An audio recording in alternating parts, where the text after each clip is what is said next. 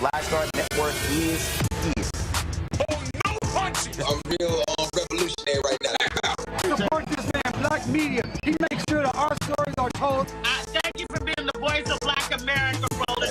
I love y'all. All momentum we have now, we have to keep this going. The video looks phenomenal. See, this difference between Black Star Network and Black-owned media and something like CNN. You can't be Black-owned media and be scared. It's time to be smart. Bring your eyeballs home.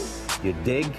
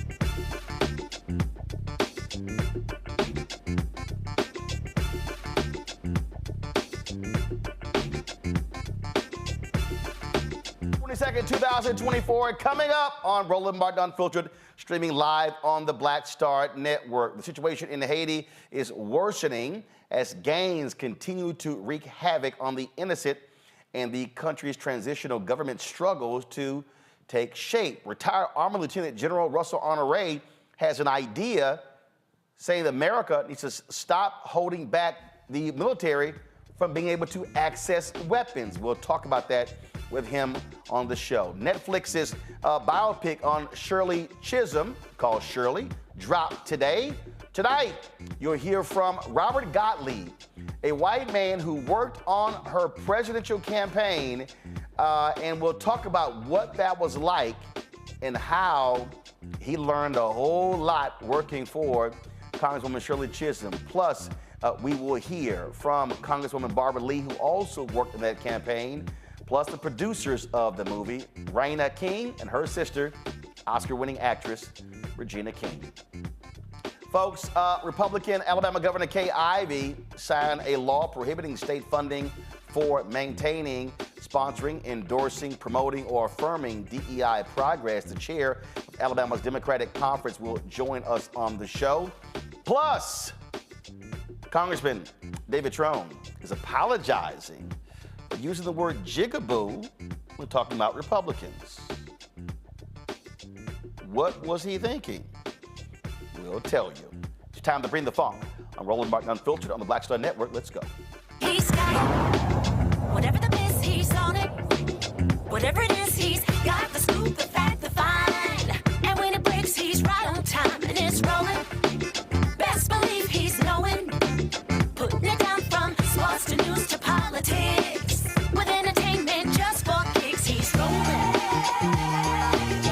It's on go, roll, y'all. It's Roland Martin, yeah. Rolling with Roland now. He's funk, he's fresh, he's real, the best, you know he's Roland Martin now.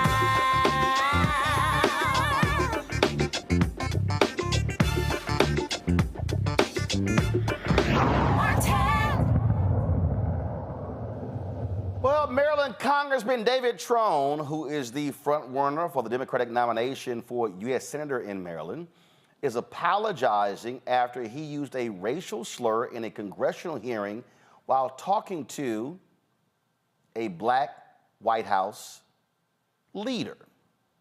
This is what took place in Congress. And government businesses don't make decisions on investment, which creates the jobs based on the tax rate. I've made, in my past life, hundreds of millions of dollars of decisions each year on budgets and to build new buildings, enter new states. And not one time ever in the history of my life did I say, what's the tax rate next year? What you look at is, can you compete? Can you do it better than the other competitor? And with that, can you create a P&L statement that works? And the tax rate, that's after the P&L. It's never, ever once been a consideration. So this Republican jigaboo that, it's a tax rate that's stopping business investment, it's just completely faulty by people who've never run a business. They've never been there. They have not a clue what they're talking about. Something has to be done. Well, that was not quite what he wanted to say. After he was contacted by the Washington Post, Trone released a statement, and this is actually what he said. He said, "Today, while attempting to use the word bugaboo in a hearing, I misspoke and mistakenly used a phrase that is offensive. Upon learning the meaning of the word, I was deeply disappointed to have accidentally used it, and I apologized." As you see right here in the Washington Post story, Trone, who's 68, is a Democrat. He's leading the May 14th primary race, and to succeed retired Senator Ben Cardin. Of course, he's also running against Angela Alsbrook, who is, of course, the Prince George's County executive there as well. Let's go to our panel to get their thoughts on this. Joining us from Corpus Christi, attorney Matt Manning. Glad to have Matt on tonight's show. Joining us from Detroit, Motor City, We've got Michael. Michael joins us, of course, African History Michael Imhotep, African History Network show coming from Detroit. See, we allow Sigmas on the show. And also Tyler McMillan. We make you look good, Roland. Tyler McMillan, he's a social justice leader, former national director, youth and college division of the National Network. Wait a minute, hold up. We actually have two Sigmas on the show. Oh. That's called a record number. And what's still stunning to me is the fact that I meet two Sigmas under the age of 55. Shocking. All right, let's get right into this here. Let's get right into this here. Matt, I'll start with you, and that is, he said he meant to use bugaboo, not jigaboo. Mealy apologizes. Just your thoughts. It's stupid. It's a poor choice of words, but without any further intent for it to be specifically harmful to someone. I think it is an unfortunate faux pas. I think he and his team handled it correctly, made the immediate apology, and recognized that he didn't know the meaning of the word. Now, I'll tell you, I don't know that any 68-year-old white man in America does not know what jigaboo means. That's hard for me to believe. However, I can imagine that when you're speaking on something like this and you mix two words up, that kind of thing happens. So, I mean, without any further evidence to show that he was trying to be harmful, trying to slip something in, I think it was an unfortunate turn of phrase, and I think he apologized, and I think we move on from that. Obviously, Tyler, he was talking to Shalonda Young, who was over the Office of Management and Budget for the Biden-Harris administration. And so that further compounded this. Plus, you have this Democratic primary where you have a sizable black population, voting population in Maryland, running against, he's competing against a prominent African-American executive. That's also why this has gotten a lot of attention. Yeah, exactly. And I think, as we're looking at his campaign videos that has been posted, throughout the area, they're painting him out to be this racial justice warrior. And so for someone to be a racial justice warrior, I think he should be more mindful of the words that's coming out of his mouth. And as was stated before, I don't understand at his age, at 68 years old, that he would not understand the context and the meaning of that word. But I think it was bizarre. But I don't, looking at the context of it, I don't see that he used it in a racial slur. But I think someone his age and someone who says to be a person shoulder to shoulder in this fight for racial and economic justice, he should know the meaning of the word in itself. And, Michael, I always say all the time that, when words come out of your mouth, first of all, you then go, where did certain words come from? For instance, I can't even tell you the possibility of jigaboo even coming out of my mouth is not even the word that I even use. Exactly. So, Roland, I think what happened was maybe he was around some Gen Xers and they were listening to Destiny's Child, Bugaboo. All right. Or he was watching Spike Lee's School Days. School Days. That's my next. So then he was watching School Days, right? And he has jungle fever, maybe, right? And he was watching School Days and he heard jigaboo. Okay. So then he throws that out and he gets the two terms mixed up. But this is, I don't understand how he doesn't know what the term jigaboo means. It's a derogatory term, from African Americans decades ago. But it's good that his spokespeople put out. Well, it's good he put out a statement saying he misspoke. But I don't understand how you screw up the two terms. I don't call people jigaboos, and I'm black. So I don't even know how something like that pops out unless it was in the first place. So, we'll see what happens with this. But, it's good they put out a statement, but this is not the type of mistake that you want to make. Look, I don't even use the N word. So that doesn't even come out because I don't use it. So we'll see if this has any impact on this May 14th primary. All right, folks, hold tight 1 second. We come back. We'll talk Haiti. Retired General Russel Honoré says there's something America can do to help Haitians. But the question is, will they actually do it? We'll discuss that next with him right here on Roland Martin Unfiltered on the Black Star Network.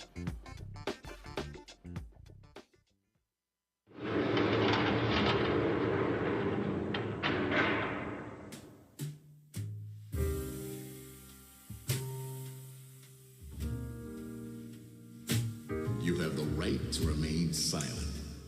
Anything you say can and will be used against you in a court of law. You have the right to an attorney, and if you cannot afford an attorney, one will be appointed for you.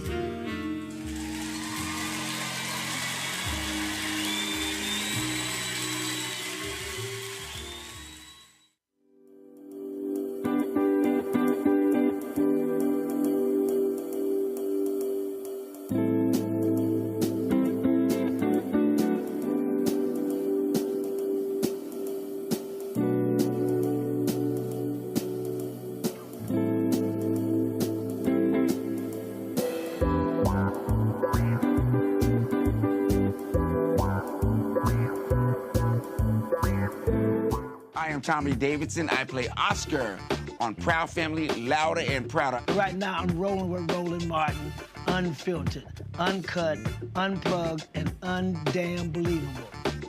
You hear me?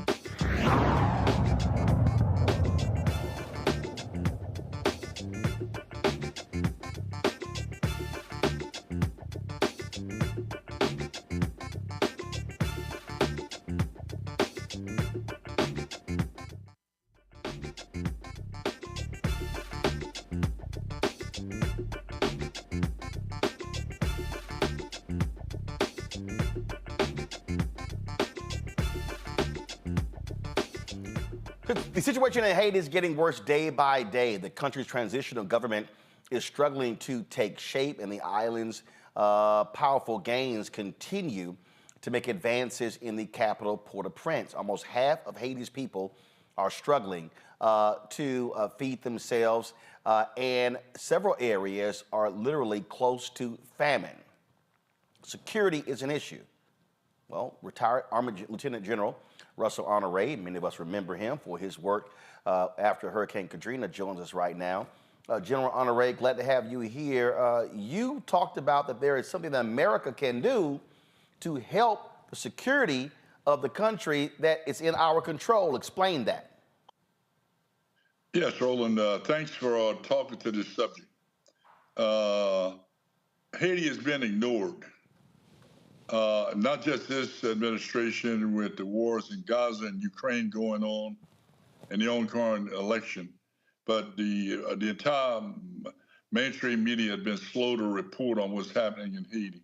Many times I think people get Haiti fatigue because going back to, and most of us can remember back to the earthquake, Haiti has never fully recovered. For instance, the United States has had 4 different ambassadors in Haiti in the last 4 years, and currently operating with a chargé affair. Haiti has not been a priority of the State Department. Before it was Gaza and Ukraine, it was Afghanistan and Iraq. Haiti has never been a priority, and it shows. Look, we've been to Haiti, we've been engaged, we've invaded Haiti over more than you can count on one hand, and we still don't have a solution. We can't do something, Roland, by number one, we think the President of the United States needs to address the people of Haiti to build confidence that we're going to do it different this time.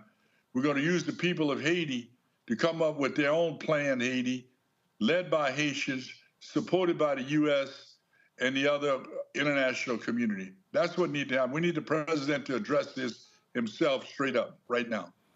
Well, and what you have is you have Republicans who are, let me know if we lost a general there. You've got Republicans out here who are trying to hype this situation, they're out here talking about, oh, there's going to be a Haitian invasion of Florida. You've got Fox News scaring people to death, hyping this whole thing, which we all know is absolutely BS as well. And so that's really, part of the issue. You talked about the need for a ambassador to Haiti.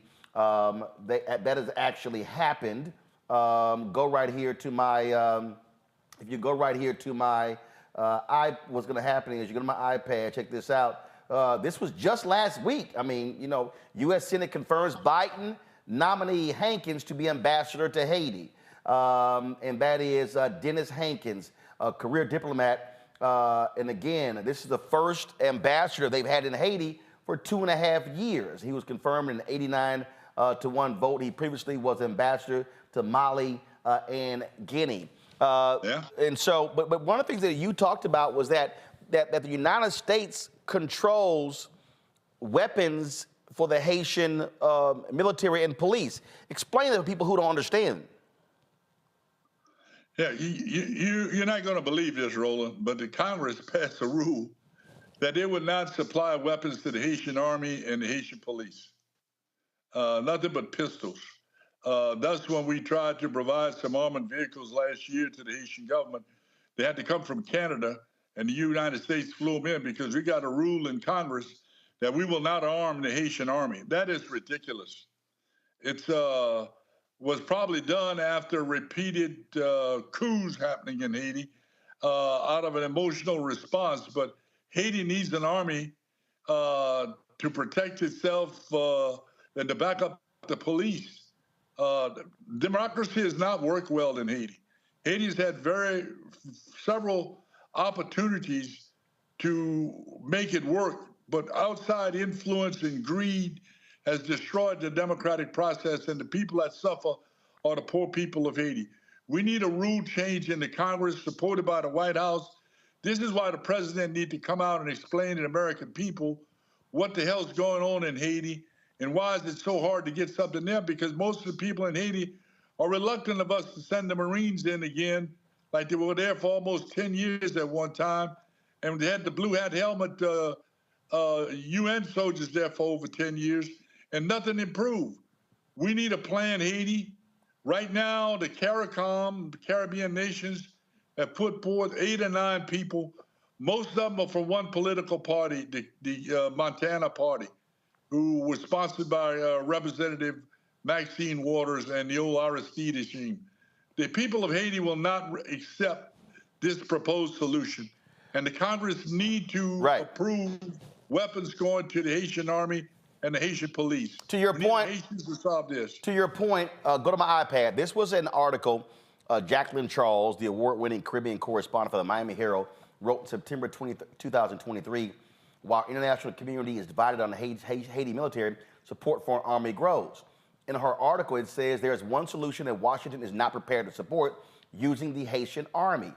A State Department spokesperson told the Miami Herald that while the United States remains deeply concerned by the ongoing lawlessness associated with armed gangs and supports a Haitian-led solution, quote, the U.S. government is statutorily prohibited from providing assistance to the armed forces of Haiti. And so they go on to say that Haiti's modern-day military, created by U.S. Marines after 1915 American occupation, evolved into the army that became known as perpetrators of coups and some of the worst human rights abuses in the hemisphere. Now, today, the article says that Haiti has about 1,500 soldiers, but as you articulated, the article says they have no assault tanks, no armored vehicles, no combat helicopters, or even high-powered rifles, and lack any ability to confront gangs. While Mexico currently provides military training, the institution continues to face resistance from others in the international community, especially from the U.S. State Department. Okay, this is real simple. How in the hell can you complain about security if the folk who should be providing security can't do it? Can you hear me? I'm not hearing Roland. Can you hear me? Yeah, I got you, Roland. Yeah, what's crazy is how in the hell can we talk about security if the people who are supposed to be providing security can't provide security and the gangs are overwhelming them because they got better weapons? Hello, this is the Western Hemisphere. We're supposed to be the boss here. We're supposed to be the boss in the Western Hemisphere. We give Israel over $10 million a day and give Egypt over $10 million a day. Most years, we don't even give that much to Haiti to protect itself. We've got to change this, and it lies in the laps of the United States Congress, and we need to appeal to the president to speak to this. Just like he talked about Gaza, just like he talked about Ukraine, why in the hell the president ain't talking about Haiti? Great point. Go to my panel, Michael. All right, quick question here. Retired Lieutenant General Honoré. I know that I read an article from the Griot.com that talked about how Democrats in Congress want to send aid to Haiti, but Republicans won't budge. Can you talk about that for a minute? And then also, Jake Sullivan announced back, April Ryan reported for the Griot.com on March 13th. Jake Sullivan announced a total of $333 million in aid from will go from the U.S. to Haiti to address political and humanitarian crisis taking place. Can you talk about those, please? Yes, we get the money appropriated for Haiti, but not executed because the government there is not prepared to execute it. The humanitarian money is being sent, but once the supplies arrive at the port, the gangs are in charge of the supply chain. So this is a combined problem of multiple scales. So we have to get the security to support the Haitian police and the Haitian army so they can open the supply routes. The gangs are controlling the majority of Port-au-Prince. And now they're going into the neighborhood because they live off of contraband. We've got to get the Congress to provide enough money to supply the army, the police, and to fund the army as the government. This is the Western Hemisphere. We give Israel over $10 million a day, and nobody say a damn thing about it every day. But here's the thing. Here's the thing, General. Look, you're a military man. First of all, look, I've never served in the military, but there's some basic stuff you know. First, you have to get control of the ground. That's first. I don't care if we talking about your house or we talking about a country. That requires security. Once security gets control of the ground, then leadership then can make their decisions. Otherwise, they running around scared to death because they're scared that the gangs are gonna kidnap them, take them out. So the United States can talk all we want to. They can issue press releases, but you have to establish security. You just said it, the supply lines. Security must take back the roads, must take back the port, must take back the the airport. This ain't rocket science. It's really military 101. Let me tell you something, Roland. If we had one Taliban or Russian in Haiti, we would have invaded it already. America is focused on terrorists in the Middle East and from Russia. They don't give a damn about what's happening in Haiti. And it's time that the White House and the Congress change that attitude, and we provide the assets that the Haitian government, as such as it is, as well as the Army and the police, the supplies and the equipment and the training, and the CIA operatives to go in there and start taking the damn gang leaders out. That's what needs to happen. But before I go to my next panel, this was a story that was done a couple of days ago. So General Laura Richardson, commander of the U.S. Southern Command, she said during an event at the Atlantic Council, we wouldn't discount that U.S. troops could be involved in an international effort in Haiti. Quote, we are prepared if called upon by our State Department and Department of Defense. But she added she doesn't envision a U.S.-only solution to the deteriorating situation. So what she's saying there, hey, if the United States has troops there, it's a part of an international effort, not an American invasion, if you will, of Haiti. Do you believe that that makes sense, having an international force that includes U.S. troops? Absolutely, I 100% agree with General Richardson. I know very well. She knows what she's doing. And we need people that speak the language, some form of the French language that can communicate with the Haitian people. And they need to be Haitian-led, Roland. We're going in supporting the Haitian police and the Haitian army as we would go in and do this operation. But this needs to be happening now. We need to have people on the way to Haiti now to establish security and provide food and open the chain so people can get gas and water and food and medicine and open the hospitals back in Haiti. The gangs have taken the damn hospitals out. When this happened in Gaza, everybody get all pissy about it. It's happening in Haiti every day. Hospitals taken down, food being stolen and or prevented from getting the people that need it. We need that same noise to be made about Haiti. Matt? They're people too. Matt?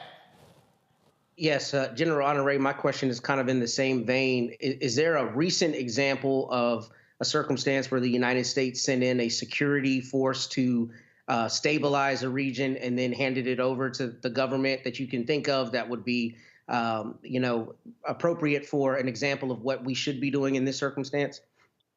Well, let me tell you that. We've been to Haiti about 5 times and left.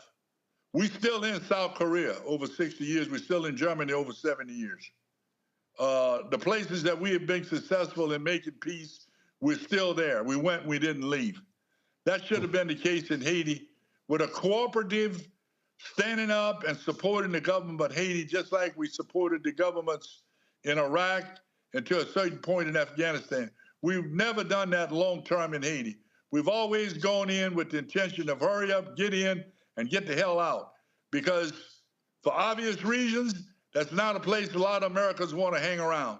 But Haiti has a lot to offer. They have the capacity to fill a lot of the needs we need in terms of skilled workers, and for us to invest economically.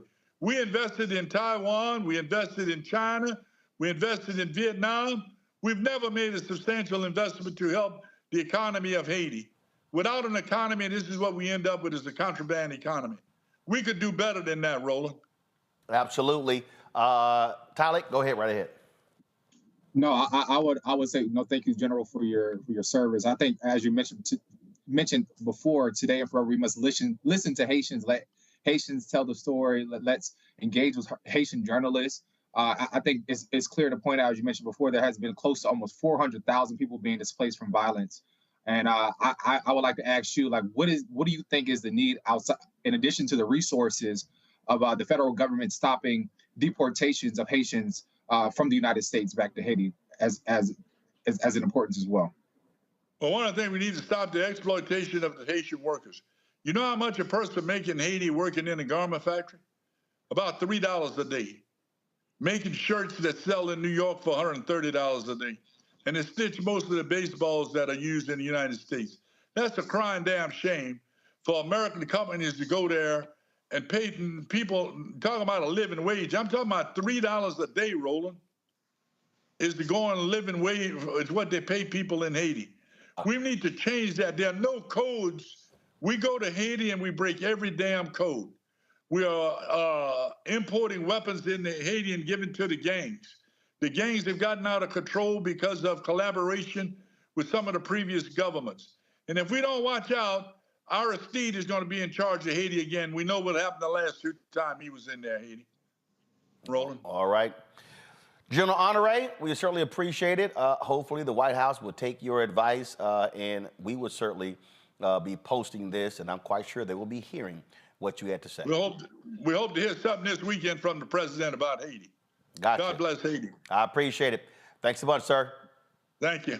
All right, folks, when we come back, a conversation about the late, great Congresswoman Shirley Chisholm and her 1972 presidential run from someone who was right there alongside of her. That's next, right here on Roland Martin Unfiltered on the Black Star Network. Support us in what we do, folks. Join our Bring the Funk fan club. The goal is to get 20,000 of our fans contributing on average $50 a year. That's $4.19 a month, 13 cents a day. You can send your check and money order to P.O. Box 57196, Washington, D.C., 20037-0196. Cash App, $RM Unfiltered. PayPal, Martin Unfiltered. Venmo is RM Unfiltered. Zelle, Roland at RolandSMartin.com. Roland at RolandMartinUnfiltered.com. We'll be right back.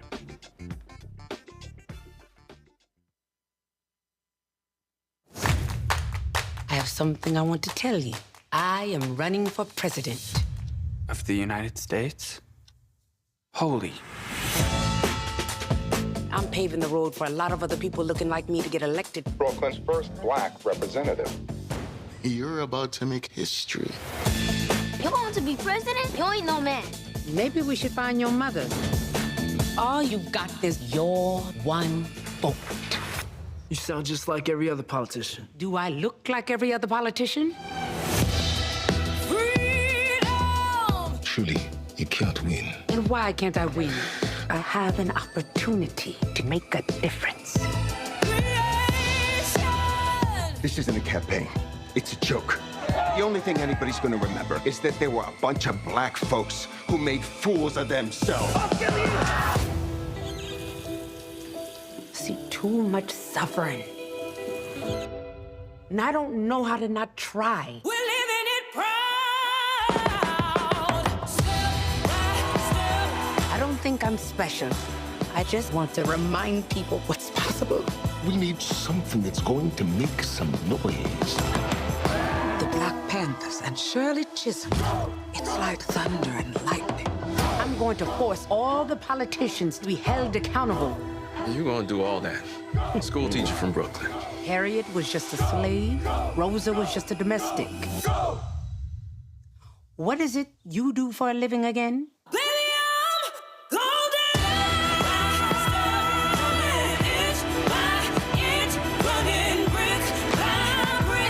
The people of America are watching us.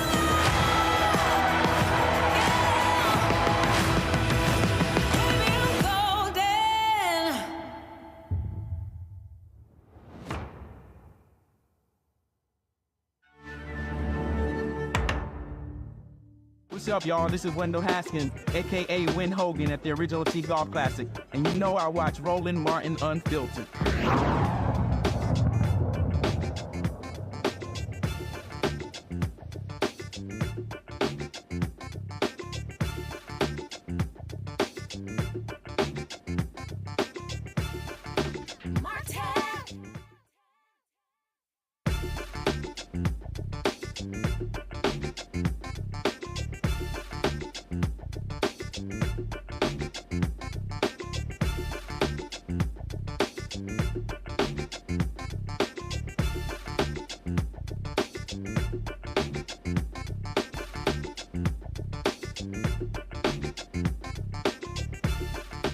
In 1972, Congresswoman Shirley Chisholm, who was only 3 years in Congress, she decided, you know what, I'm gonna run for president of the United States. Didn't have a lot of money, did not have a huge staff.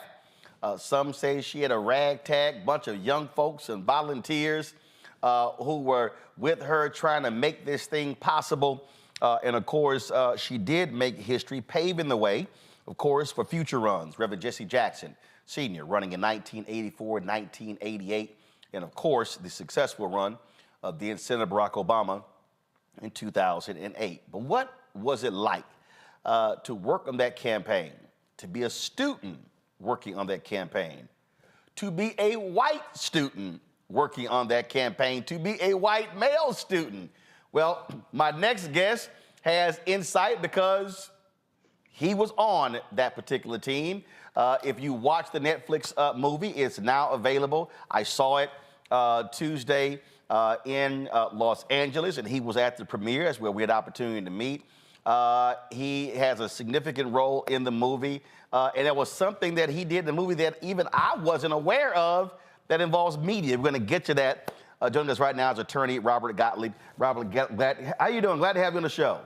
Roland, it's good to see you. Thank you very much. So, so first and foremost, before we get talk about the campaign, just initially, just your thoughts on this story finally getting the big screen treatment. There was a documentary that was done on Shirley Chisholm that I covered that a few years ago, but this is different. This is a movie done on her, starring Regina King, directed by John Ridley. Roland, it has been surreal beyond belief. It's been too long. We're talking about a brave, courageous woman who had the guts as a black woman to run for president of the United States. The audacity of that woman. And it's taken really all these years for Mrs. C, as I called her, to receive the attention that she deserved, not only as an historic story. This isn't just to teach people the history. It's to ignite people. She always said she wanted to be a catalyst for change. She wanted to be the person that lit a fire, but lit a fire within the process, not to throw the bombs, not just rhetoric. She went inside. She knew the game. She played the game, but she never lost her sense of speaking out for what she believed was right, consistent with the Constitution, what America and what America's promise has always been. The movie serves to get that message across. And hopefully, if there's one person who's touched by her and her message, who goes out there and continues the good fight, then it's all been worthwhile. I mean, this campaign was touted. Here's this black woman running, so the African-American part, the female part.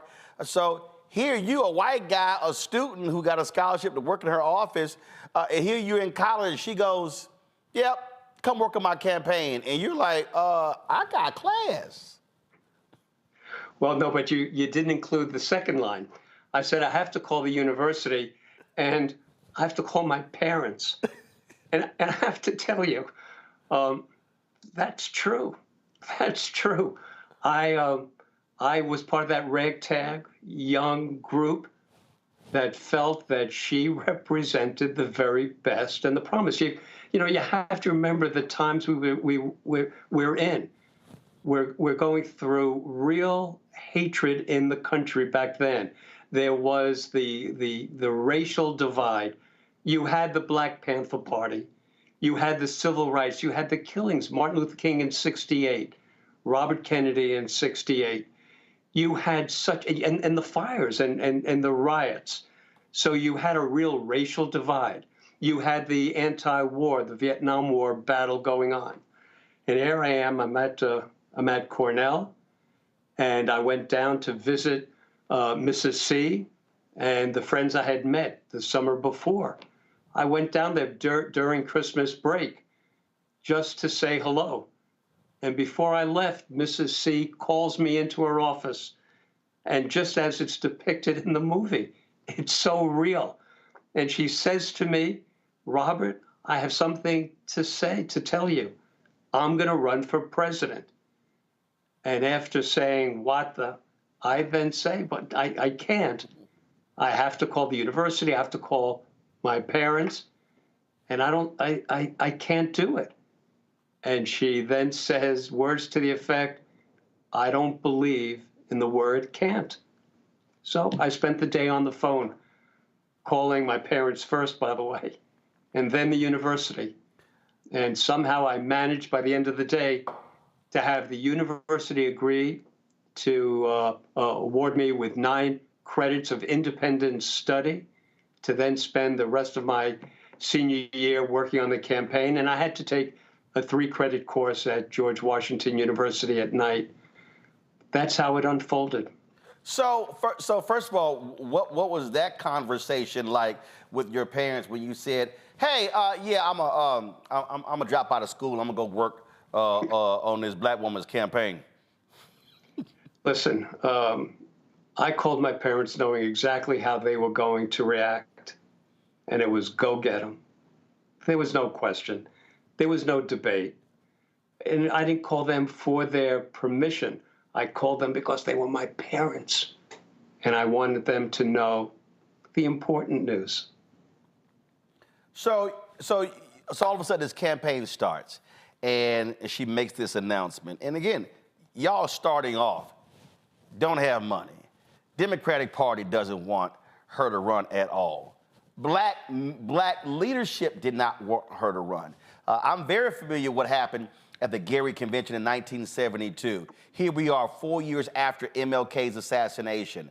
And here we are 4 years after you had integrated delegations at the Democratic National Convention in Chicago after the battle in Atlantic City in 1964. So we're only talking 4 and 8 years after all of this drama at the Democratic National Convention. And so you have all these black men who did not want her to run. In the movie, they talk about Congressman Walter Fauntroy, throwing his name in the hat only for the purpose there in D.C. And then you're battling. You got later the Speaker Willie Brown in California, who was dead set in supporting McGovern for the nomination. And so, not only, and then she's dealing with women who are not supporting her, black folks not supporting her. And so, who were y'all talking to? Who were y'all hoping to convince to vote for Congresswoman Shirley Chisholm? Listen, my focus was on students, but anyone working on this campaign knew damn well we would talk to anybody who would listen. We knew she was not going to be elected president, but we didn't treat the campaign as if she wasn't going to be elected president. We believed in her message. We believed that she was the right person. So we would speak to anybody. We would try to raise money. You described how it was at the beginning. No support from the Democratic Party, no money. Well, guess what? By the end of the campaign, nothing changed. The only thing that changed, frankly, is that the people who we thought would serve as the core group, and that meant the feminists, that meant the white women, that meant black politicians, people who professed to really stand for the need to have more blacks in Congress, in the Senate, in all walks of public life, whether they be a woman and a man or a man. The truth is, the men only could tolerate another man. So the biggest obstacle that I became aware of, really as a novice, was that the people who you would have expected to serve as her core, they all disappeared. And I don't care whether it's Betty Friedan, whether it's Gloria Steinem, whether it's any of the members of the Black Caucus. By and large, they may have professed the right message of support, but at the end of the day, they were not there.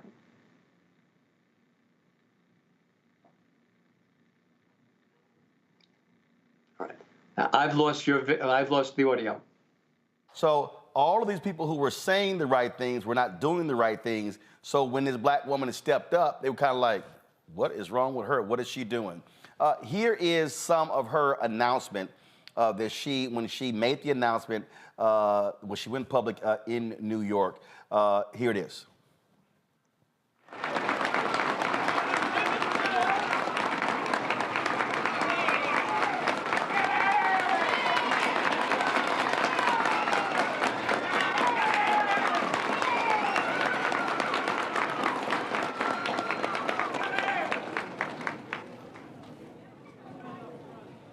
I stand before you today as a candidate for the Democratic nomination for the presidency of the United States of America.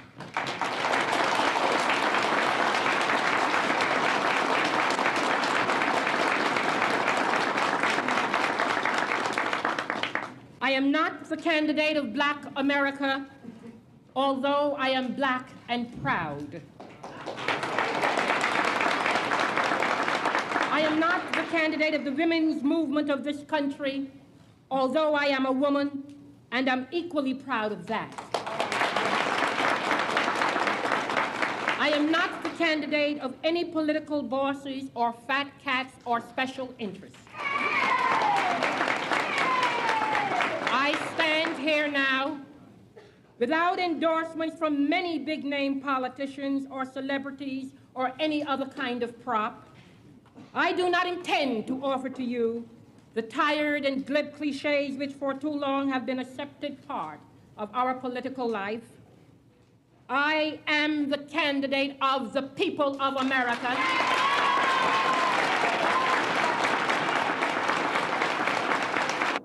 Americans, we have looked in vain to the Nixon administration for the courage, the spirit, the character, and the words to lift us, to bring out the best in us, to rekindle in each of us our faith in the American dream. Yet all that we have received in return is just another smooth exercise in political manipulation, deceit and deception, callousness and indifference to our individual problems, and the disgusting playing of divisive politics, pitting the young against the old, labor against management, North against South, black against white.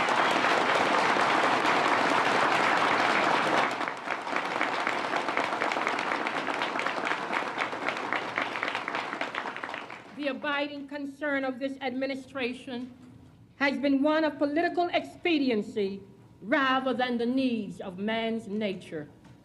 The president has broken his promises to us and has therefore lost his claim to our trust and confidence in him. I cannot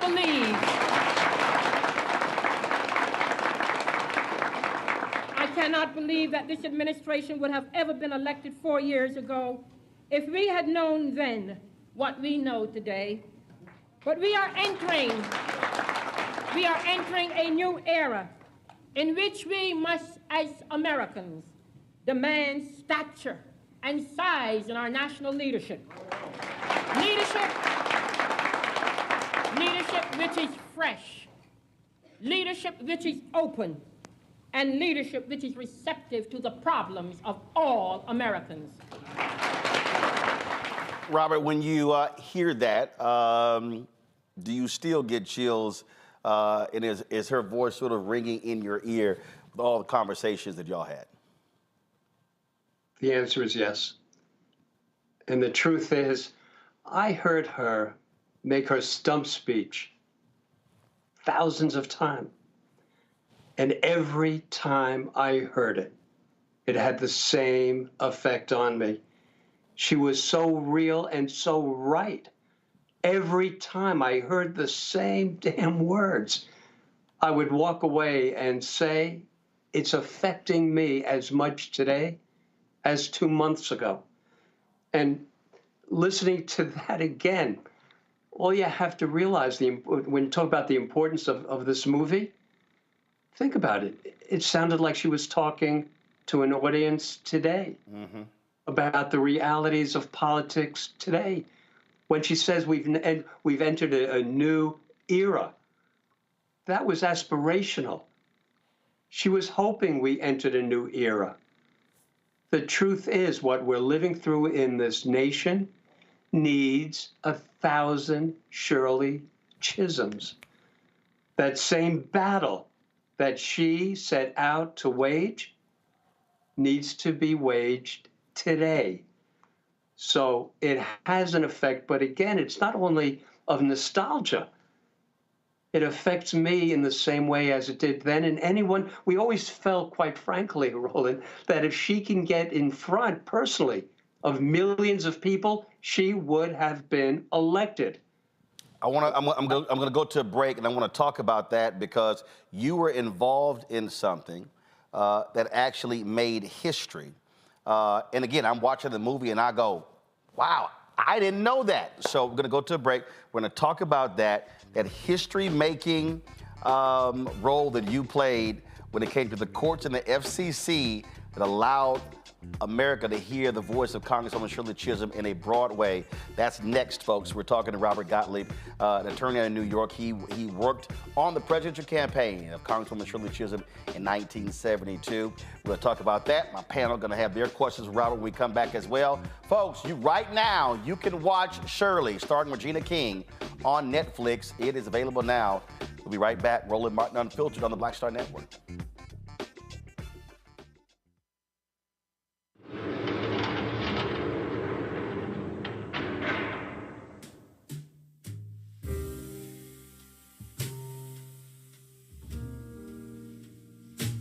You have the right to remain silent. Anything you say can and will be used against you in a court of law. You have the right to an attorney, and if you cannot afford an attorney, one will be appointed for you.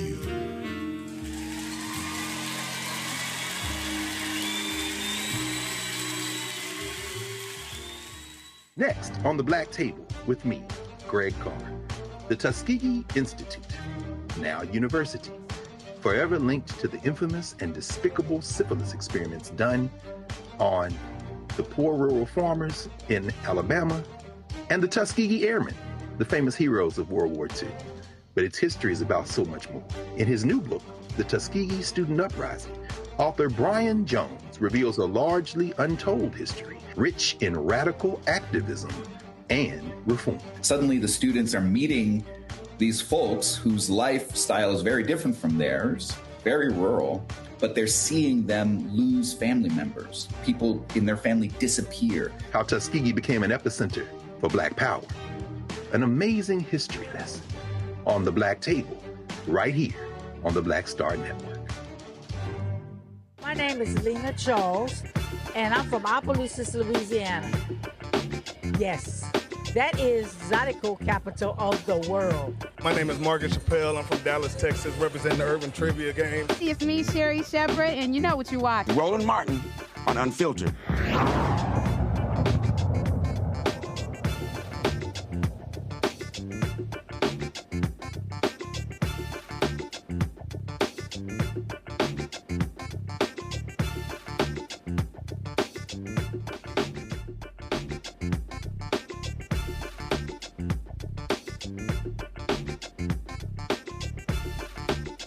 Gottlieb, a New York attorney who was a staffer, campaign staffer for Congresswoman Shirley Chisholm when she ran for president in 1972. So, Robert, I'm watching the movie, and then all of a sudden there's this scene where there was supposed to be debates.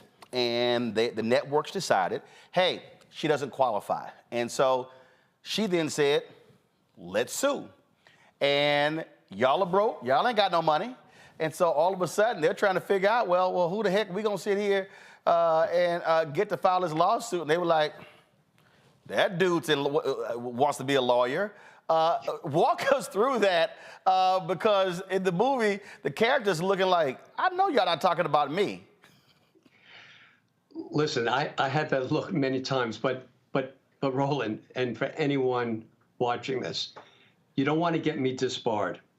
The truth is that, and the dialogue in the movie makes it clear that it was really brought by an organization, a media organization that fought for the right of equal time. I had nothing to do with the filing of the papers. I was aware of it, but movies convey. Of course. And I was the logical person because I was an undergraduate at Cornell. They knew I wanted to be a lawyer. I was aware of the issue. But please, don't let anyone think that I was the guy who drafted the papers or went to court.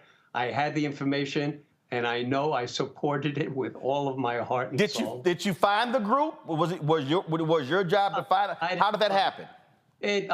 I don't even know the inside story of how they came about, but I knew that they were very active, and it received a great deal of publicity that all these white male candidates were being invited on. I believe it was Meet the Press, and the person who was left out was Shirley Chisholm. So it didn't need me to start dialing the phone to say, are you interested? I guarantee you the calls started coming in unsolicited by organizations that were willing to fight the good fight. So they literally sue the networks, and the FCC rules you must provide equal time, and that's how she was able to get national media attention. That's correct. She went on Meet the Press, and then she went one-on-one on CBS, I know. She got a great deal, and it was just one person. She wasn't then in a group of 6 or 7 of the other candidates. She was one-on-one, and she was very effective, but you can only gain so much support by one appearance on TV. Wow. Questions for my panel. Tylik, you're the youngest one on the panel. You get to go first. I would just, I think the movie was just so amazing. I want to echo, I hear it saying like rooms are being made because of your audacity. Rooms are being made because of your audacity. And for the young folks that's out there watching, I think we should be inspired in generations to come. I think her message, echoes is intergenerational, is interracial. And her story is our story. And we're standing on the shoulders of Chisholms to be change makers, industry disruptors, fearless fighters. And I just want to thank you for your bravery, your audacity to have faith in this Black woman who has changed, history forever. You're a part of history, and I'm grateful to have listened to this conversation and be a part of this. And I just want to say, what would your message be? What do you think Shirley Chisholm's message would be to young folks these days, especially as we're looking at, this election season, and folks who are just, very complacent and who don't want to be a part of, politics or government or, to be civically engaged. What do you think the message of Shirley Chisholm would be today to those young folks? Her message today, and by the way, I let me just say this first.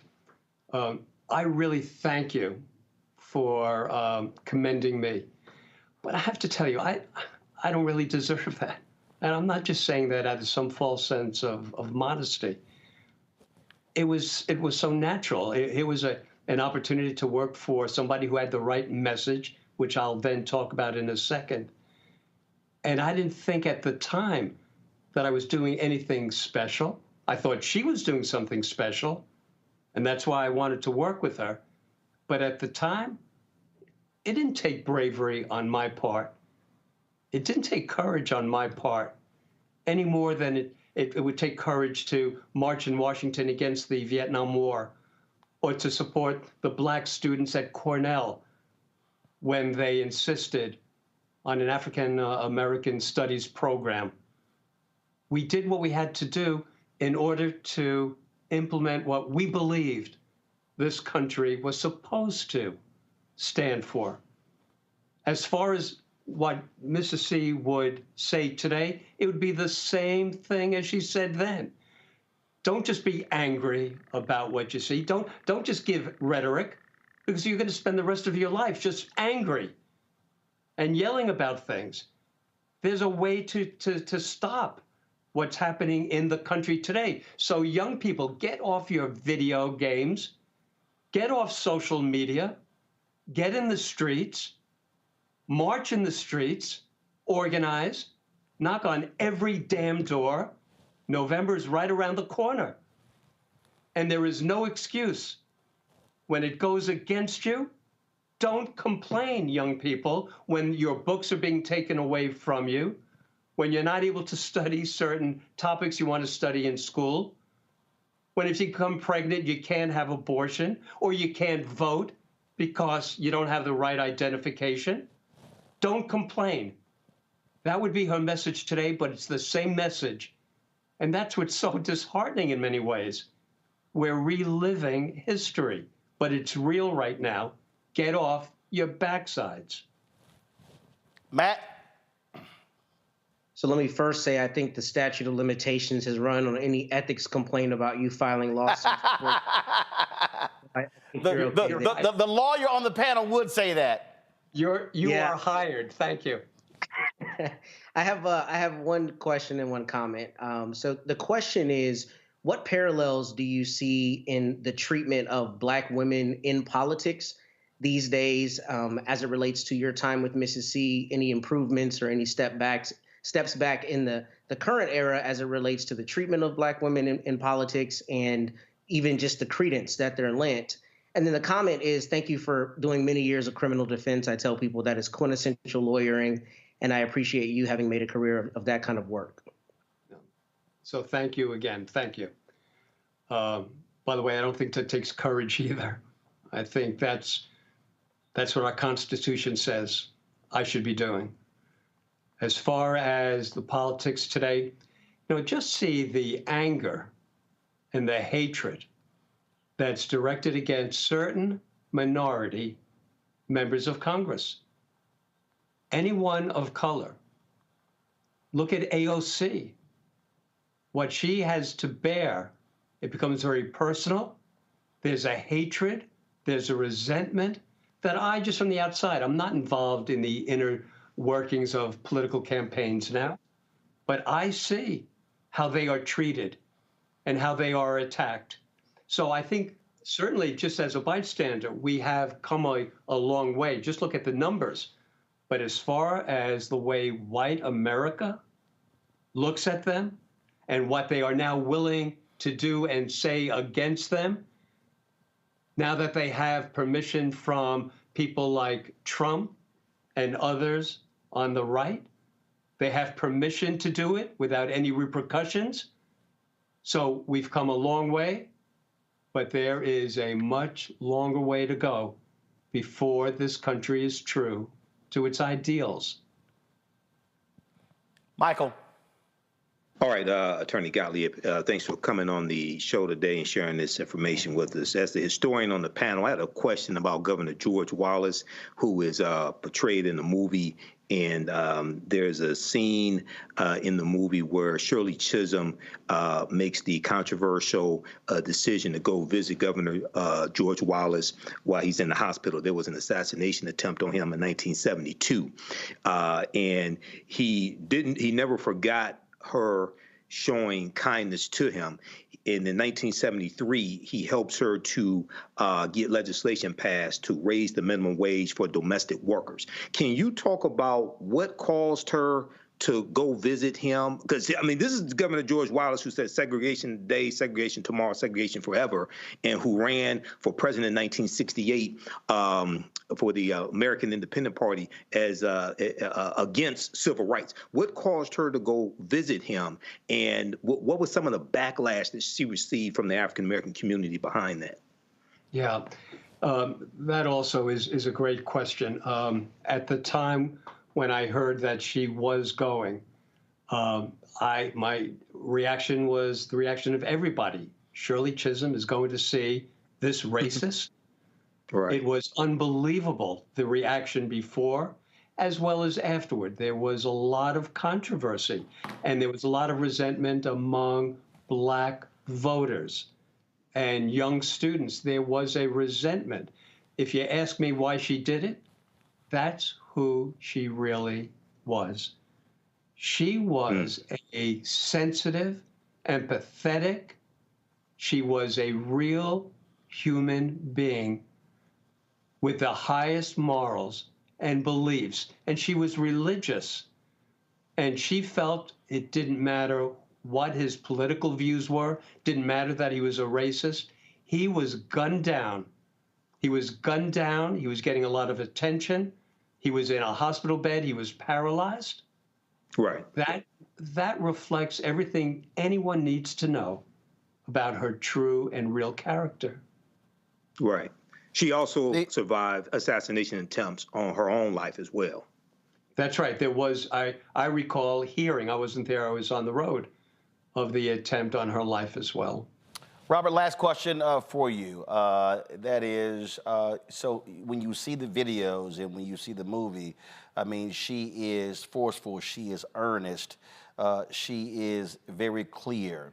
But was she funny? Was she lighthearted? Is there any particular thing or story you remember that still makes you laugh today? You know, so the answer is yes, she could be funny. But I always felt that she was much more complex than just the political figure that people saw out there, being a firebrand, and even more complex than the times I would see her in the office. The scene in the movie where some white Southern congressman approached her time and time again, saying how amazing it is that she is making the same salary as he is, and he's this Southern guy, and he mocks her. He mocks her by saying, "You're making $42,500." And what would happen, every time that happened, Mrs. Chisholm would come back to the office and mimic. She was a great mimic.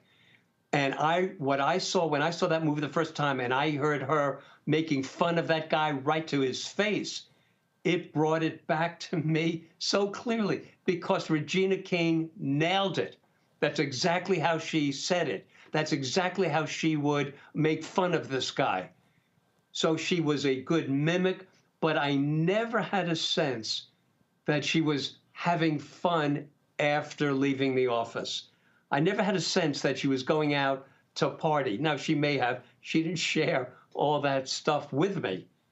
But I felt she was so committed to what she was doing. While she was in the office, she certainly had times of being funny or telling a funny story. But that was so overshadowed by her real persona, which was standing up for what's right. But what people should have to understand is that she knew how to play the game. So she, in committee meetings, and I attended some of those committee meetings when I was a summer intern, she went to committee meetings with Wilbur Mills, other Southern members of Congress, who until then had never seen a black woman, certainly in political office.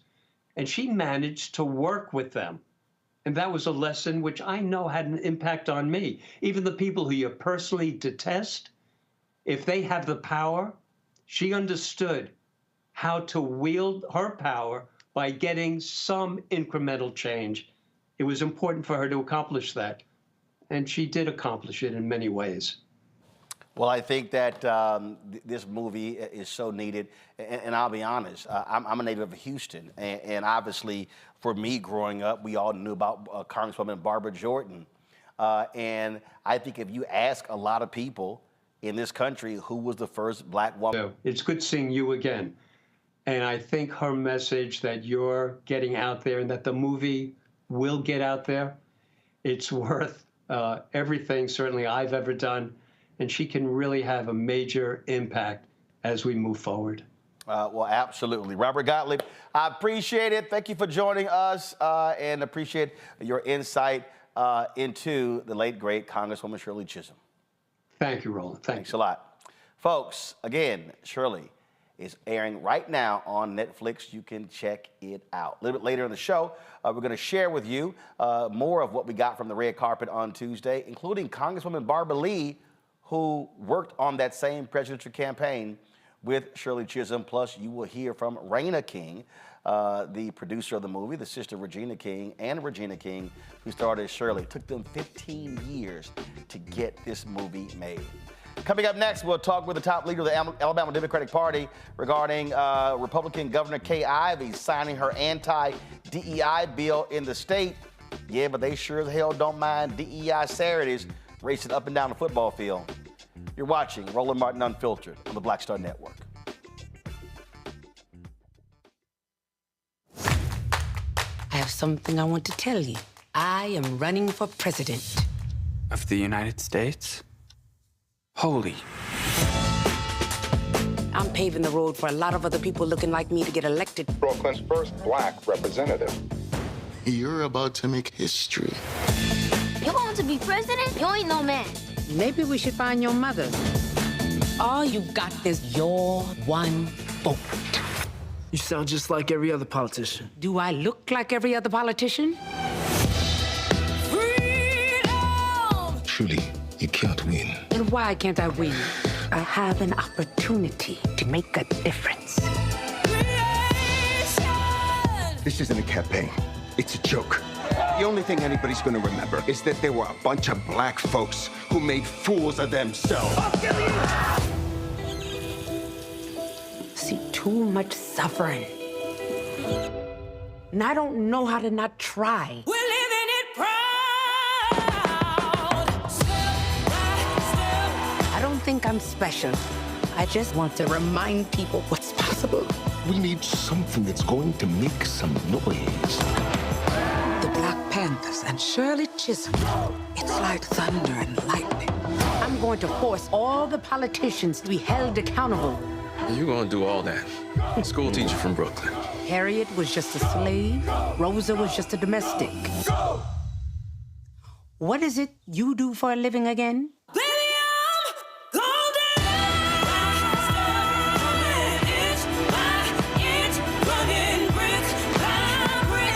The people of America are watching us.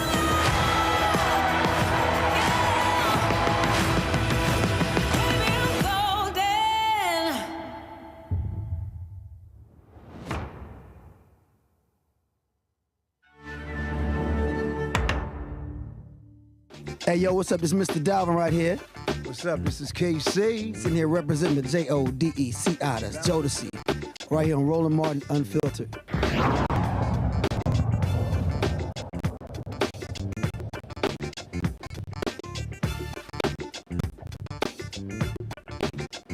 white Republicans in Alabama have done like those in Florida and other states by outlawing DEI. Alabama Governor Kay Ivey signed the bill that, again, prohibits any money at state institutions for being used for DEI programs. The bill passed the Senate, which prohibits public entities such as schools and universities from promoting diversity, equity, and inclusion programs. The law says schools cannot fund initiatives that teach concepts that any individual should accept, acknowledge, affirm, or assent to a sense of guilt, complicity, or a need to apologize on the basis of his or her race, color, religion, sex, ethnicity, or national origin. This is Alabama, y'all. Alabama. The law takes effect October 1st. Joining us now is Joe Reed, chair of the Alabama Democratic Conference, vice chair of Minority Affairs for the Alabama Democratic Party. Joe, glad to have you here. I said going in a break, these white Republicans in Florida, Alabama, Texas, and all these other states, they damn sure don't mind DEI on Saturday afternoons. Yes. Sometimes you see them cheering, you would never think that they had the other part, this racism in their hearts. And the tragedy about all of this is that this state needs so much. It's so far behind. And there are good people in this state, blacks and whites. But somehow the political leadership has always come forward with the worst possible ideals that really reflects on this state. It's bad. And I don't know, I've been around a long time. And it strikes me that the legislature of Alabama is one of the most anti-consumer legislatures in the country. You don't ever see the legislature come up with anything that's good, that's try to help people, try to help this state, move this state from the back of the line on every conceivable issue that is good. Alabama, just if it's bad, we rush to it. We fight for last place. And it's so tragic. And it's tragic that our leadership in this state has not done anything that will try to help move this state forward. And what has happened is that these folk don't want, they know their forebearers, they know they are, and are still wrong, so they want to hide it. So they fix it so you can't talk about it. Well, hell, people are going to talk about it anyway. That ad bill has passed it out to worth the paper is written on because nobody's going to pay any attention to it. I know I'm not. I know there are other people who are not going to do it. And I just don't see why it is, and it really bothers you because, you know, I live in it every day. And it just bothers you that you never see the leaders of this state come forward with good things for the people of Alabama. So we keep embracing mediocrity. We keep embracing racism. But I thank you for having me on this program. Well, but here's the deal, though, Joe. I mean, look, I called this years ago. My book is called White Fear, How the Browning of America is Making White Folks Lose Their Minds. And what you see, the attacks on critical race theory, the attacks on affirmative action, the attack on woke, they want to brand everything as woke. This is the latest deal. And so what this is about power. It's about, and this is what I've been saying, the reason this thing is escalating as quickly as it is. After the death of George Floyd, that movement, that was the first black-led movement in American history that a majority of Americans supported. It was the first time in history.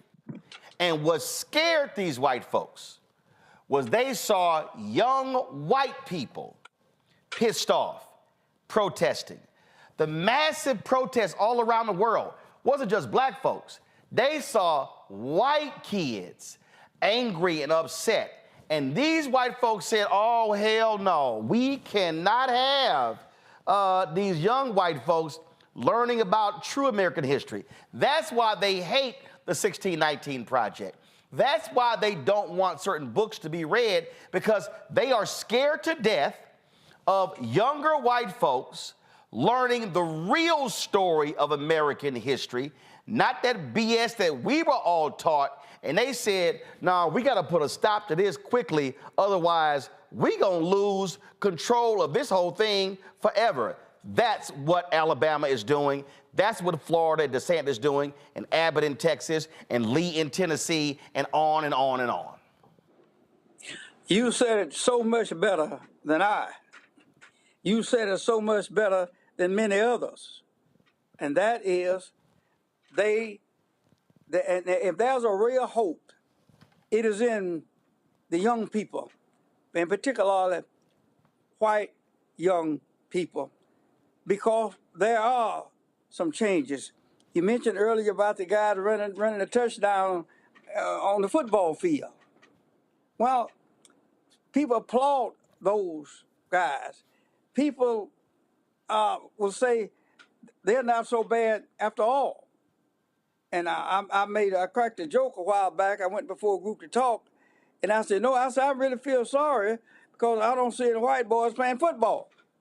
And it was a joke, but my point I was trying to make was that Alabama, George Waters stood in the schoolhouse door, all over the South. Ross Barnett did what he was going to do, took Kennedy to bring out the truth of that. So Orville Forbes in Arkansas, and also the man with the axe handler over in Georgia. And I say that because all of that noise and all of that fear and all of that hate was really pushed out and played with and talked about. And now those same schools got 60 or 70% of the black football players on their teams. And those students are going to school together. As they're in college together. They're doing everything together. And you're so right. That's the thing that they really don't want to happen. They want to keep us divided by disliking or hating each other, as opposed to really sitting down at the table of brotherhood and sisterhood. That's the big challenge, and they don't want that to happen. But they can burn books, they can prohibit books, they can do everything negative about books. It is not going to stop the progress that young people are insisting on, and already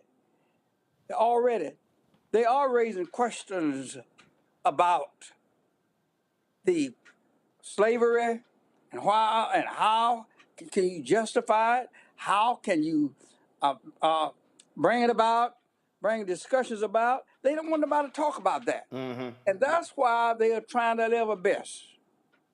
They're trying their level best to stamp it out. But no army is stronger than an idea whose time has come. Well, and the time is here. Well, I certainly hope that some of these athletes and their parents listen to Birmingham Mayor Randall Woodfin and say, we ain't going to Alabama, we're not going to Auburn. And I'm telling you right now, all it takes is 2 or 3. Hell, it just takes 1. And I'm telling you, that if black athletes do what that brother in Mississippi did when he said, I'm not playing football under that state flag with the Confederate emblem, them white folks changed that flag in a heartbeat. If 2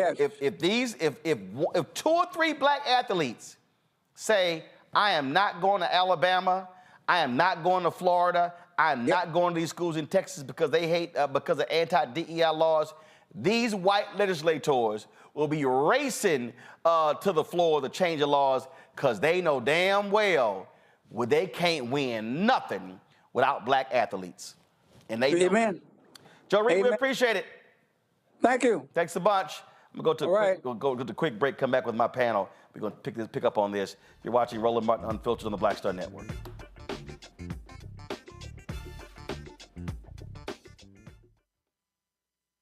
Terry and I, we couldn't play in the white clubs in Minnesota.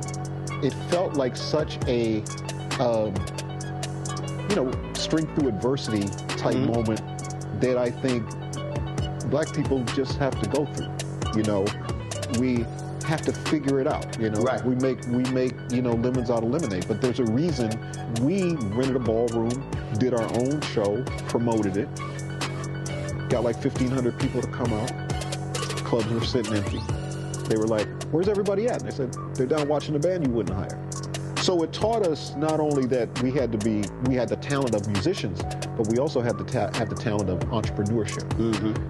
It wasn't like a seat at the table. It's like, no, let's build the table. That's right. We got to build the table. And, that's right. And that was the thing. And of course, after that, we got all kinds of offers. Of course. Right, to come play in the clubs. But we didn't do it. We said, no, we're good. No, we're good. We're good. And that's what put us on a path of national.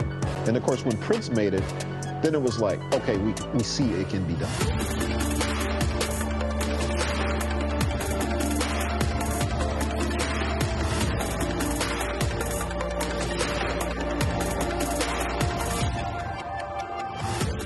Farquhar, executive producer of Proud Family. Bruce Smith, creator and executive producer of The Proud Family, Louder and Prouder. And you're watching Roland Martin Unfiltered.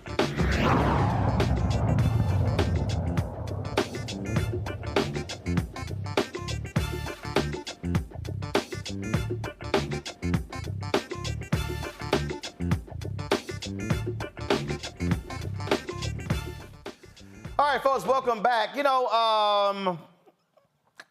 I was somewhat disappointed, Michael, that after Mayor Randall Woodfin made his call, other politicians did not join him. And just like I was disappointed that other pro athletes, even those retired, who didn't go pro, who played college ball in Florida, didn't step up and join Emmitt Smith when he blasted Florida, their anti-DEI. And it was the same when I called out Texas A&M for their treatment of Kathleen McElroy, journalism professor. And I said the same thing. And a lot of former athletes at Texas A&M, I got a call from some, but they didn't go public. They didn't say anything. Right. And what these black politicians and black athletes must understand is silence don't help nobody. And if some black athletes had said, I'm standing with Emmitt, I agree. And then it builds and builds. Otherwise, it looks like, oh, you said it, nobody responded, whatever. Oh, Mayor Woodfin, oh, it's just you talking, whatever. Y'all good with it, we can just move on. Yeah, Roland, there's so much here, and we see this moving across the country.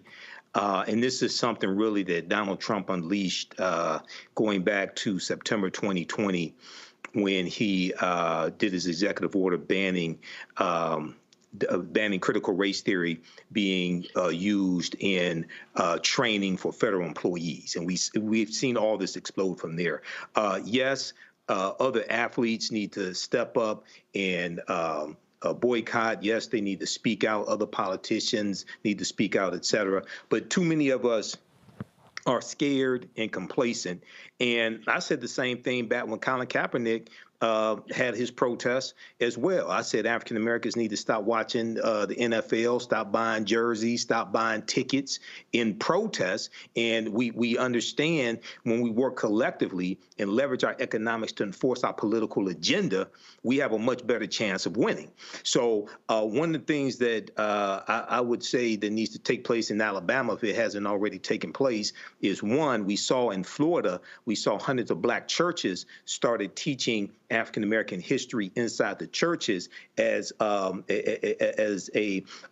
rejection of the social studies standards coming from the Florida Department of Education and the Stop Woke Act that Governor Ron DeSantis signed into law. It's called Faith in Florida. It's a whole initiative in Florida.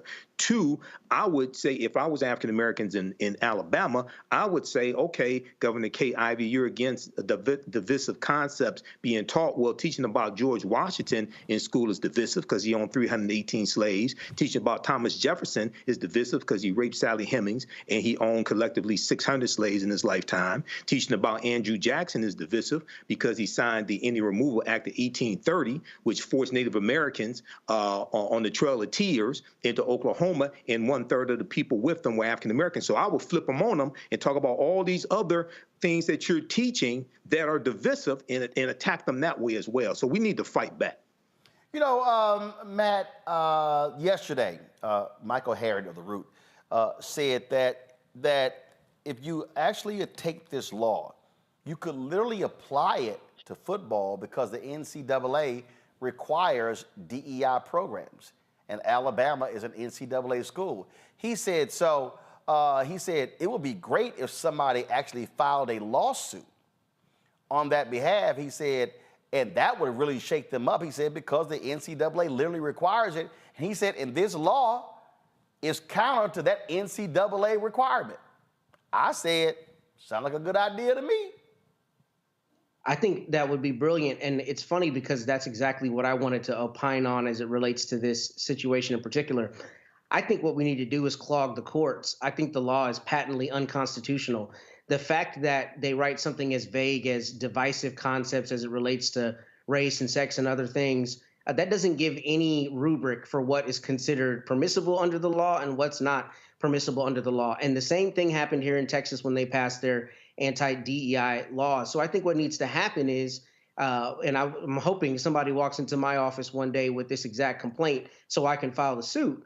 But frankly, what needs to happen is somebody needs to say, look, my children have a right under the 14th Amendment to an equal teaching of not only true history, but their own history. The idea that some contingent of students, a very large contingent of students, will be taught an abridged version of history that applies to them, to me, seems to run afoul of the 14th Amendment and equal protection just per se. And I think the problem is these legislatures have run roughshod over the Constitution, despite being the people who usually crow about it. And when somebody files a lawsuit, I think it would be borne out that these are just not constitutionally written and they don't pass constitutional muster. Now, the obvious problem is when you have conservative courts that are reviewing that, you can't have any hope that the Fifth Circuit, or I guess in this circumstance, the 11th Circuit, is going to do the right thing necessarily in construing the law. But that, to me, seems to be the way to attack this, because these laws are clearly political rhetoric. They are not actually laws that are written well, and they're not laws that provide any permissible basis of what you can do and what you can't do.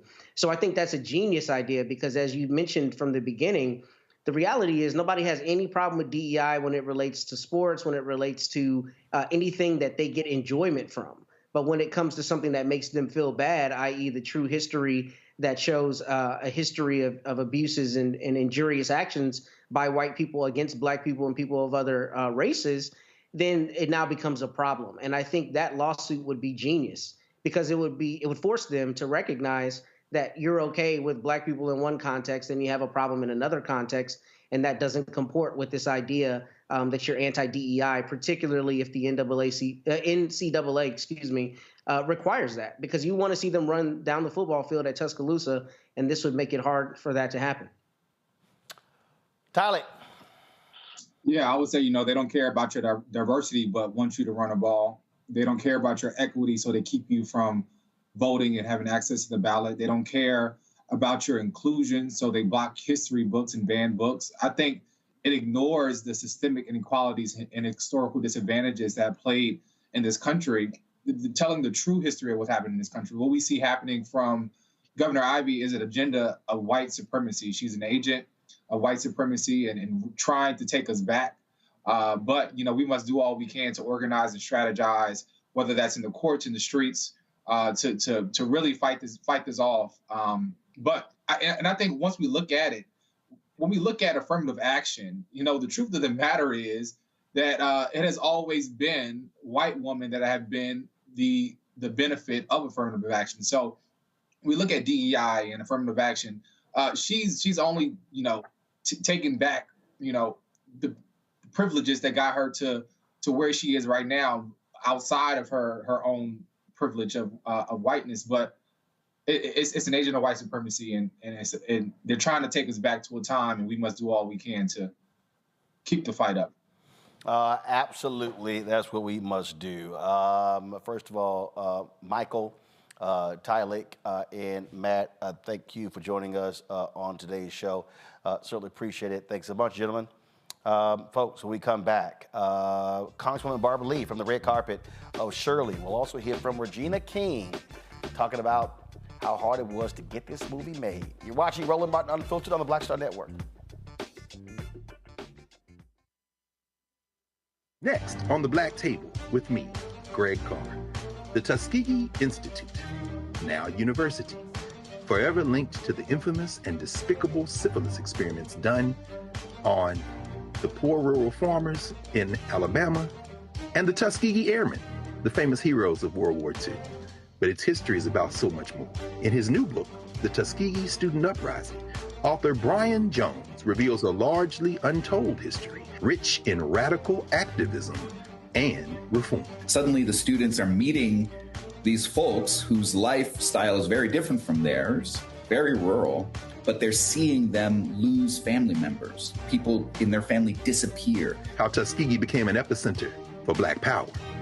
An amazing history lesson on the Black Table, right here on the Black Star Network.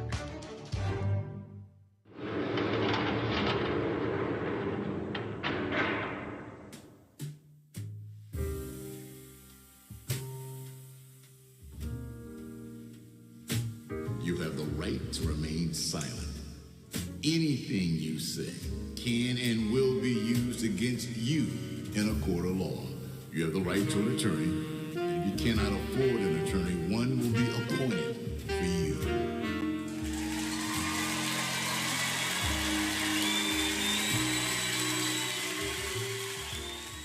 Hi, I'm Jo Marie Payton, voice of Sugar Mama on Disney's Louder and Prouder Disney Plus, and I'm with Roland Martin on Unfiltered.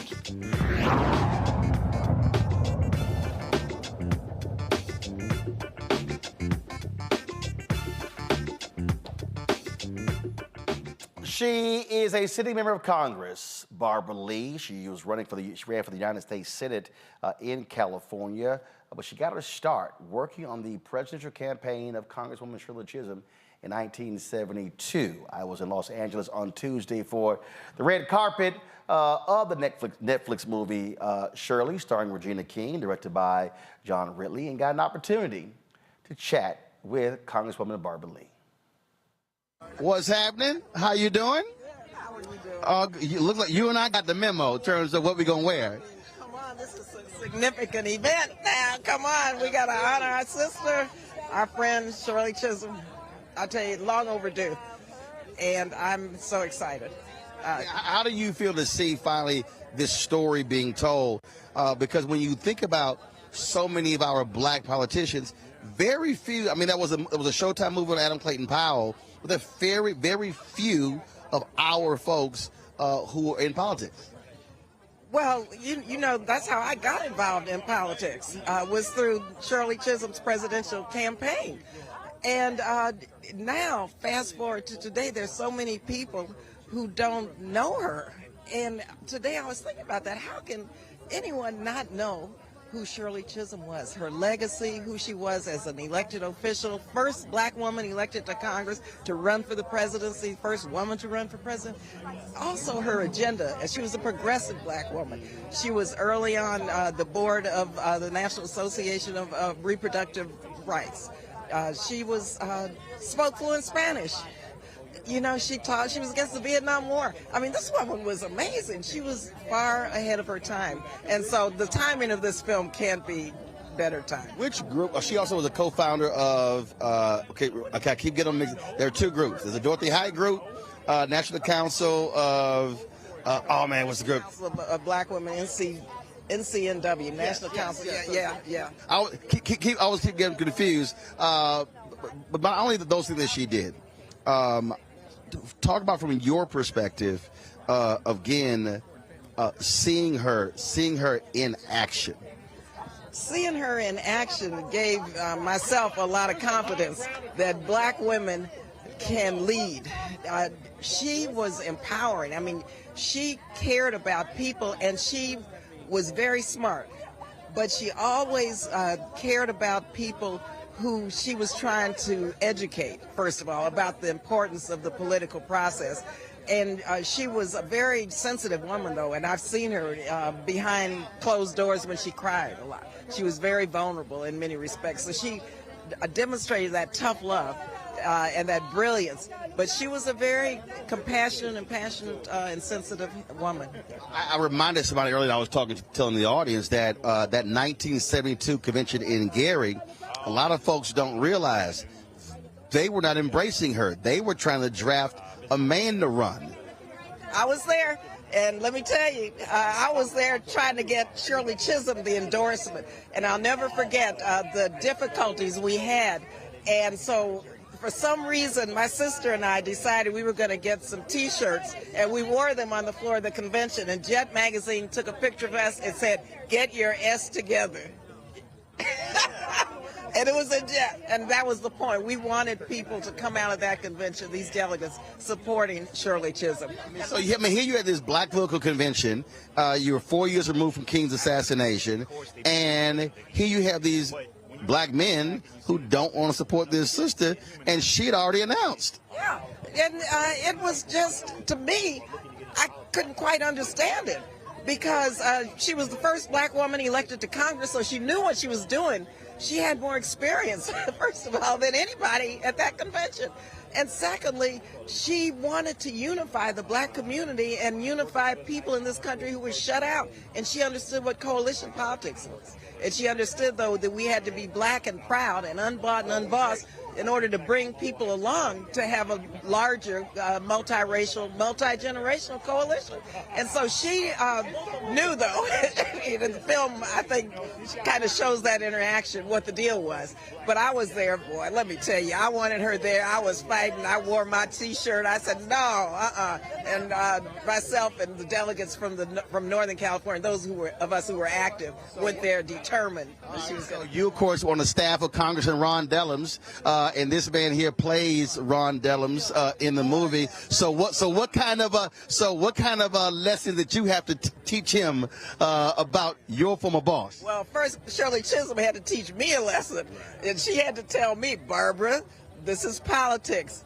Barbara, little girl, to the day she died, called me little girl. She said, tell my brother to come home. It's for him. I forgive him. I understand what he went through. And of course, she had to work on me.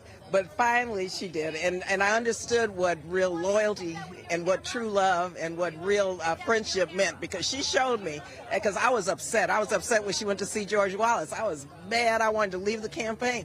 But I have to tell you, at that convention, I was really shattered. My dreams, my aspirations, my idealism, but Shirley brought me back, and here she was the one, and she brought me back to where I ended up working for Ron Dellums as an intern. I worked for him for 11 years. He was my best friend. He was close to Shirley, as Maria can tell you. He loved Shirley Chisholm, and this man was a statesman. You knew Ron, and you know how close we were, and I managed his office, and I've seen him through all kinds of crap, and he stood tall.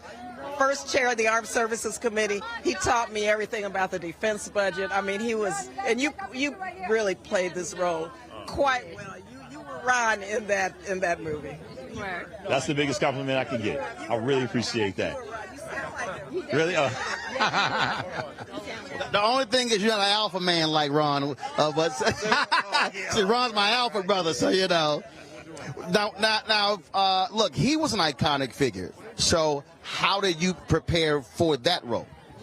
Well, I mean, like you said, he was an iconic figure, so there was so much footage to kind of reach from. I started with his book, and then from there, I just started looking up stuff and seeing speeches and videos of his, interviews of his, and I mean, it's a wonderful journey because Ron is an incredible guy. And so to go down that rabbit hole, so to speak, and really like listen to him speak and watch him develop as a speaker over years and years and years, it was like going back to college. He never used a note when Ron spoke. Ron would, and I remember one time he wanted me to represent him at a conference in Mexico, in I think it was Ciudad de Mexico.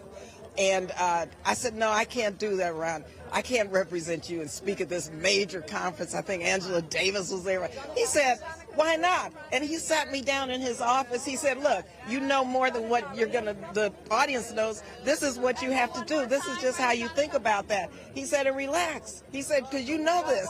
And I got down there, and believe you me, his words came back, and he said I did great. Everyone told him that was a wonderful speech I gave, but I was so nervous. I was representing him, first of all, but then giving this speech, because, you know me, I like my little talking points, so I don't ramble and go off script.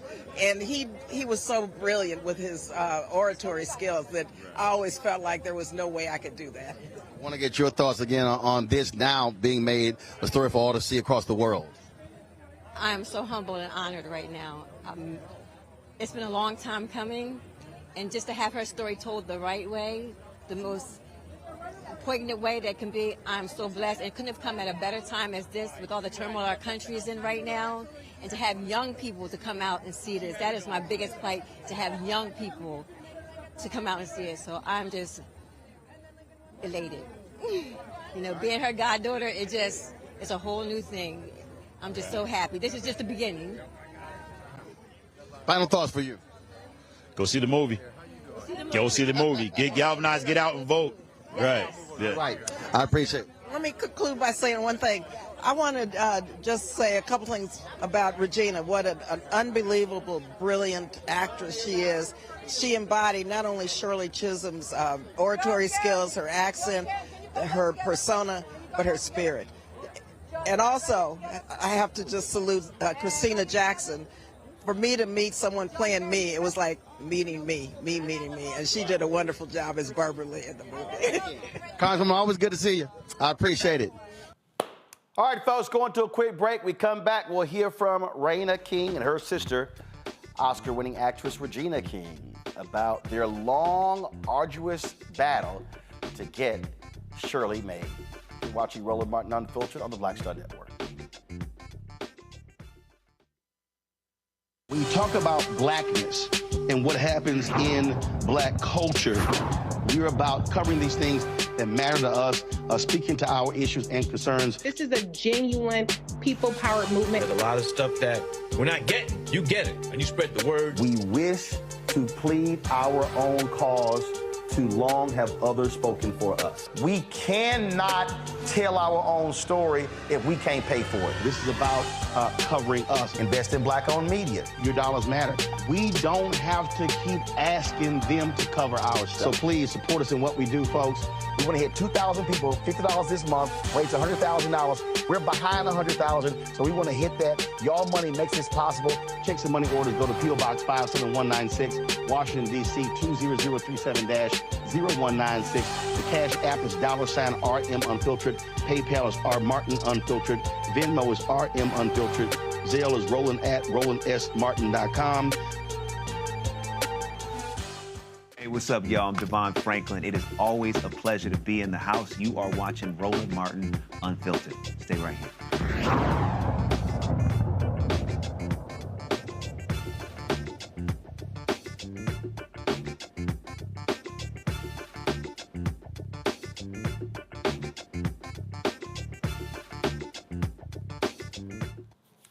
Regina King and her sister Raina King have a production company, folks, and it has taken them 15 years to get this movie about Congresswoman Shirley Chisholm made. I chatted with Raina and Regina on the red carpet on Tuesday in Los Angeles. How you doing? Look at you. Well, you know, look at this. She was a special woman, so you got to. And she was all put together. You are very all put together. You're giving us Shirley vibes. Absolutely. Well, see, I'm from Houston, so I grew up Barbara Jordan, but they were there together giving them hell. Exactly. Yes, they were. Yes, they were. How long have y'all been trying to do this story? This has been 15 years. 15 years? 15 years. So this has been a long road, well-traveled, and worth every minute of it. Did it go through all different folk? There were a lot of pivots. A lot of pivots, but I'm a firm believer in timing, and this was the right time for many, many reasons. And that's being partners with Netflix and having not just bringing Shirley to the country, but to the world on a global platform. Her name should not be forgotten at this point. Absolutely. And that's the thing a lot of people don't understand. The stuff, all the stuff one goes through to when they finally actually see it, they don't realize that backstory. That backstory is something. Wait, that backstory is a movie into itself. The making of. Is that what's next? The making of the scenes of Shirley? Yeah, the backstory is something, and it's like a puzzle piece, and putting the puzzle together. And sometimes we have a lot of things going on, so we have to stop at a place, and then okay, we pick it back up again, and then we stop again, we pick it back up again. But it's been one of our first projects that we talked about when we started our production company, and 15 years. Sometimes it doesn't happen. So to see it come to fruition, and this is for Shirley, it's a beautiful thing. All right, then. Can't wait to see it. Thank you. Thank you. I appreciate it. Thanks a bunch. Hello. You look so handsome. Well, you know how to get so royal. How to get dressed up for you. How to get dressed up for you. Yeah. Well, I appreciate dressed up for Shirley. For you and Shirley. Okay. Your sister said this has been a long road. This has been a journey. It has been, but here we are. Why did you want to tell this story? Because too many people did not know who Shirley Chisholm was, who she is, that she is a part of the fabric of America, that so many things that have improved our life over the past 40 years or so have been because of legislation that she put into effect, that she wrote up with people across the aisle. So it's important. When did you first learn about it? It's funny because Raina and I are 4 years apart and we went to different schools. I first learned about her probably in like the 3rd or 4th grade. I was lucky enough to have a teacher during Black History Month that chose Shirley was one of the people to teach about on one of the Black History Month days. And so we got a little 2-minute snippet of an introduction to Shirley. Then later on in life, our mother exposed us to a bit more. I think I left that lesson with just knowing that she was the first Black woman that was a congresswoman. And then my mother let us know about a little bit more and let me know that you were a year old when she ran for president. And then we started doing our own research in our 20s, and we're like, we don't even know a lot about her. Yep, absolutely. Well, being from Texas, I know we know about Barbara Jordan, so now folks will know about Shirley Chisholm. Yes, absolutely. Always good to see you. Absolutely, darling. We'll chat later. Always, baby. Always. Thank you. You know it. Folks, Netflix is airing Shirley as we speak, so y'all can check it out. That's it for us. Listen, support us in what we do. Look, the work that we do, y'all, listen, I'm out here, we meeting with these ad agencies, Group M and Publicis and Dentsu and all these folks trying to get these clients to allow us to tap into the $340 billion being spent every single year on advertising. These upfronts are going on right now. Magna's having theirs next week. And so we are trying to see to make it happen, but your support is absolutely crucial for the work that we do. Our goal is very simple, to get 20,000 of our fans contributing on average $50 each. That's $1 million. Y'all, that is huge. I need you to understand, to run the Black Star Network is $195,000 a month. $195,000 a month. That's rent, that's staff, that's equipment, you name it, all the things that we have to do for this show, for Roger Muhammad's Daily Show, for the weekly shows that we have as well. We want to start other weekly shows. I would love to start another business show, start a health and wellness show, start a cooking show. But at the end of the day, all that stuff costs money. So your support matters. And so when I started this, I did not want to charge people subscriptions. I see, Mehdi Hassan and some other people out there, they're launching media ventures and they've got subscribers and they're contributing to Patreon. Well, I didn't want to do that. I wanted this to be open to everybody. I wanted everyone to be able to access the content that we have. And so that's why we did not charge a subscription fee. So we created a fan club for you to give. We don't send hats and shirts and bumper stickers and mugs and things like that. All the money that's given goes right back into the show. So your support matters. So do me a favor. Send your check and money order to P.O. Box 57196, Washington, D.C., 20037-0196. Hey, you YouTube folks, hurry the hell up, hit the like button, y'all. We should easily be at 1,000 likes. Cash App is $RM Unfiltered. PayPal is R Martin Unfiltered. Venmo is RM Unfiltered. Zelle, Roland at RolandSMartin.com, Roland at RolandMartinUnfiltered.com. And of course, download the Black Star Network app. Apple phone, Android phone, Apple TV, Android TV, Roku, Amazon Fire TV, Xbox One, Samsung Smart TV, YouTube. Y'all hurry the hell up. It's 133 away from 1,000 likes, okay?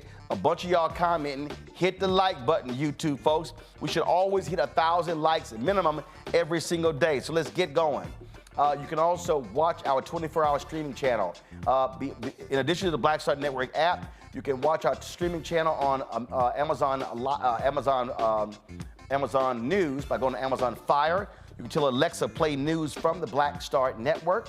You can also watch us on Plex TV, Amazon Freevee, Amazon Prime Video. Also, be sure to get my book, White Fear, How the Browning of America is Making White Folks Lose Their Minds, available at bookstores nationwide. And so let's do this here. Why don't you go start rolling the names of our contributors, and I'm going to sign off when these folks get these likes up to 1,000. They messing around. We had 917, so y'all hurry up. 83 gets us there. Come on, 82. Y'all messing around on YouTube. Y'all been talking and commenting and posting on your comments. We should easily be at 1,000 likes. And so I'm going to sit here until y'all, come on, I'm looking at it right now. I'm looking at it. That counter needs to be moving. It needs to be moving, so y'all come on. 82. 82 people hit the like button, we'll hit 1,000 likes. Understand, the likes plays a role in the algorithm for people to be able to come back and see the videos. That generates revenue for the show. And so a bunch of y'all who are freeloading, y'all can help us out by simply helping us increase our likes with the show. So please do that. Now we had 945. Come on, y'all, it's 55 left. Let's go. I'm gonna keep haranguing y'all till y'all get it. All right, 45 more, let's go. We're at 955. Y'all see the names scrolling here. So a bunch of y'all over here riding for free. So let's go. Go ahead and give. Go ahead and click the like. Y'all, it's free. It's free. Click, like. That's all it takes. That's all it takes. So there's 45 more for us to get to 1,000 likes. That's all you got to do. And then I'll be out of here. Tomorrow I am hosting the Friendship Public Charter School Teacher of the Year event. I think it's like the 7th or 8th year in a row. So I'm going to be, we'll be live tomorrow night from DC from that awards program. So I'm looking forward to that. Let's go, y'all. Hurry up. 10 more. And also, y'all got to tune in on Monday. This black preacher literally said, name one law that Donald Trump signed that goes against the Bible. He dared his congregation. I'm going to answer his ass on Monday. Oh, y'all have got to tune in. I'm a deal with homeboy. Yeah. Matter of fact, Carol might need to book it. We're going to try to book him on the show. Yeah, Carol, that's what you're going to do. I don't care. Let's see if he come on this show and face me. I'm going to give him more than one law that Donald Trump signed that was against the Bible. Yeah, I got something for you. Deal with it, Carol. It's going to happen. All right, y'all. Holla.